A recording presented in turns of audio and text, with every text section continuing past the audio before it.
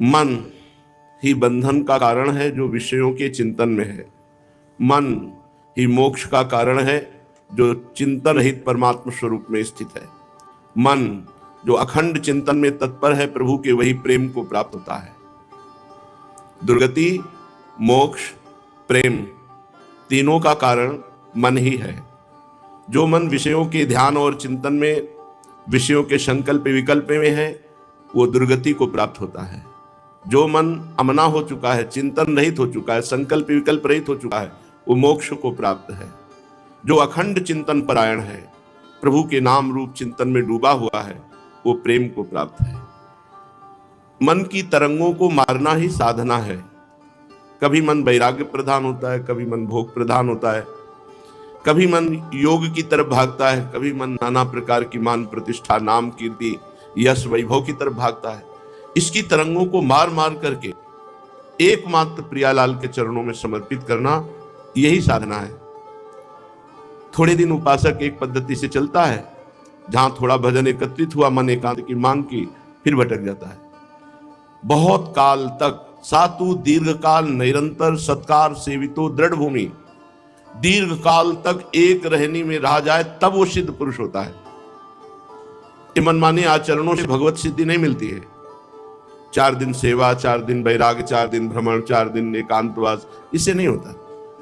एक पद्धति से, कम से कम 12 वर्ष एक पद्धति से तो चले, तब वो परिपक्व अवस्था मानी जाती है। ज्यादा बुद्धि चलाने वाला परमार्थ से भ्रष्ट ही होता है, परमार्थ में सिद्ध नहीं होता। बुद्धि को हरि गुरु चरणों में बेच दे, मय्येव मन अधत्स्व मयि बुद्धिम निवेशय, तो निवशिष्यसि मय्येव अत ऊर्ध्वं न संशया। भगवान कहते मेरे में मन और बुद्धि लगा दो, बस मेरे को ही प्राप्त हो जाओगे, मेरे में ही वास करोगे, इसमें कोई संशय नहीं। मन बुद्धि लगाने के लिए आपको प्रयत्न करना पड़ेगा। आपकी एक दिनचर्या होगी, बड़ी नियमावली, सुदृढ़ दिनचर्या, और वो बहुत काल तक एक जैसी दिनचर्या, तब जाकर के मन और इंद्रियां हाथ में आती हैं। नहीं, इंद्रिय और मन की गुलामी ये होता है। कभी वैराग्य प्रधान मन हो रहा है, कभी योग प्रधान हो रहा है, कभी भोग प्रधान हो रहा है। ये सब विक्षेप है, अपने प्रेम मार्ग के ये विक्षेप है। अंतर से एक दिनचर्या में अपने पास 1 मिनट समय नहीं। ये प्रभुमय दिनचर्या जो करती है, इसी से परिपक्व अवस्था, निर्विकारता, प्रपंच शून्यता, ये जागृत हो जाती है। क्योंकि प्रपंच का टाइम नहीं है।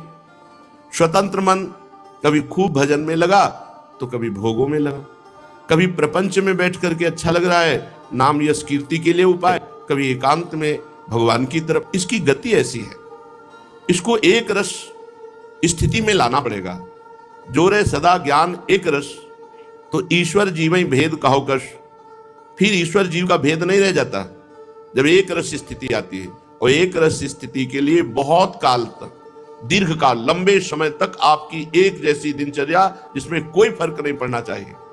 जहां हम दर्शन के लिए खड़े हो रहे हैं वहीं दर्शन के लिए खड़े, जिस समय हम उठ रहे हैं उस समय उठ रहे हैं, जिस समय हम जो पाठ कर रहे हैं उसी समय ठीक पाठ हो रहा है। जो हमारी दिनचर्या है और लंबे समय, कम से कम 12 वर्ष तक एक जैसी दिनचर्या, तब वो सिद्ध पुरुष की स्थिति में आने लगता है। यहाँ 50 वर्ष हो जाते हैं व्यतीत करते हैं साधना में, और स्थिति पाई भर की नहीं आ पाती। क्यों? कभी 10 घंटे भजन, कभी 10 मिनट भजन, कभी 10 दिन भजन नहीं, ऐसे सिद्धि नहीं होती। उपासक को चाहिए कि एक निष्ठा वाला बने, एक नियमावली वाला बने। जितने सिद्ध पुरुष हैं उनके चरित्र पढ़कर देख लीजिए, उनके नियम बड़े जोर के रहे हैं।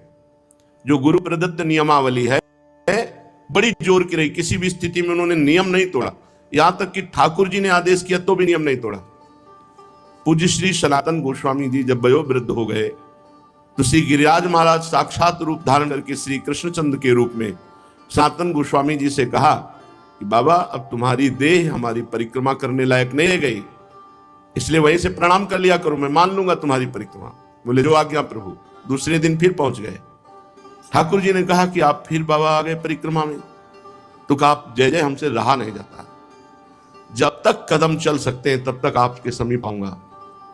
तब ठाकुर जी ने लकुट चिन्ह, चरण चिन्ह, गाय के खुर का चिन्ह तो कहा इसकी 4 परिक्रमा लगा लिया करो, तुम्हें गिरिराज जी के परिक्रमा का फल प्राप्त हो जाए, तुम्हारा नियम पूर्ण हो जाएगा। आज भी श्री राधा दामोदर जी में शिला विराजमान है।